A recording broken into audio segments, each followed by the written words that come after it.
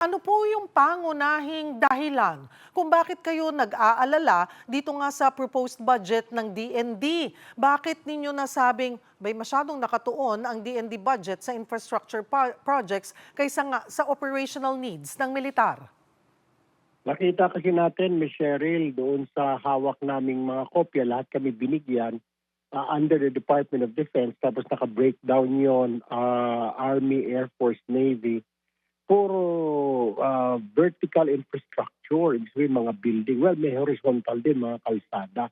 Hindi sa sinasabi natin na wag nang ayusin ang mga kalsada, ng mga kampo, yung mga building, mga officers' quarters, enlisted men's barracks. Pero ang napansin natin, tinignan ko bawat branch of service, parang walang naka-allocate para sa maintenance or spare parts ng ating mga sasakyan. Kada sa Army, di ba, may mga tangke.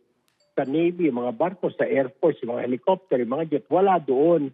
So, ni-raise din ni Senator Loren, dapat malinaw. Pero there was an explanation kasi nga due to national security concerns, nakapaloob ito sa MOOE. So, ibig sabihin, hindi doon i-disqualify kung i-specify kung ito para sa tangke, retrofitting, o pagbili ng mga bala, or pag-repair ng mga gun turret.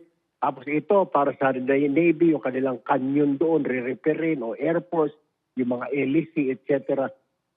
Nasa MOOE na raw lahat yung nakapaloob, parang nakasummarize na. So, hindi talaga raw naka-breakdown per branch of service. Yun ang explanation.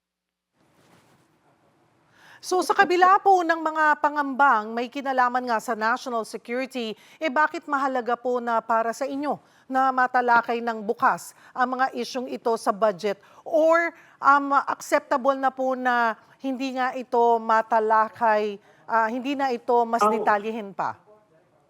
Ang gusto ko sana, Ms. Cheryl, kung nakalagay man yun sa MOOE, siguro kahit sa executive session, malaman natin magkano ba ang repair at maintenance para sa mga helicopter natin, mga fighter jets natin.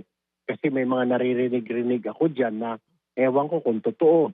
Doon daw sa 12 na binili yata niyang panahon ni Pinoy ng mga fighter jet, ang gumagana na lamang 4 dahil yung iba kinakangkong. I don't know how true is that, pero may mga nagsasabi sa akin na miyembro ng Air Force. Meron din sa Army yung ibang mga equipment. Parang ginagawang yung isang sasakyan, isa-sacrifice na lang para pagkukunan ng mga piyesa para ilagay sa ibang sasakyan para tumakbo. Ang tawag doon kinakangkong. Pero I don't know how true is that. Kaya gusto natin malaman kung ganitong status ng mga sasakyan natin, wala mangyayari. Bili tayo ng mga sasakyan, and yet wala naman tayo para sa mga spare parts, wala naman tayo para sa mga maintenance. Yan ang problema natin. Kaya gusto ko sana malaman magkano ang para sa repair ng mga spare parts ng ating mga fighter jet, ng mga helicopter, ng mga barko, mga tangke, mga kanyon natin, Ms. Cheryl. So, Sen, madidiscuss nga po ba ito sa isang executive session?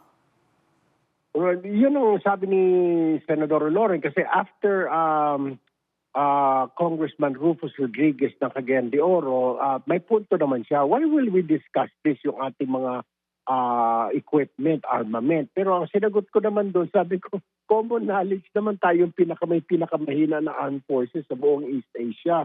So sabi ko, alam naman nila lahat, ano pa itatago natin? But may point siya, Ms. Cheryl.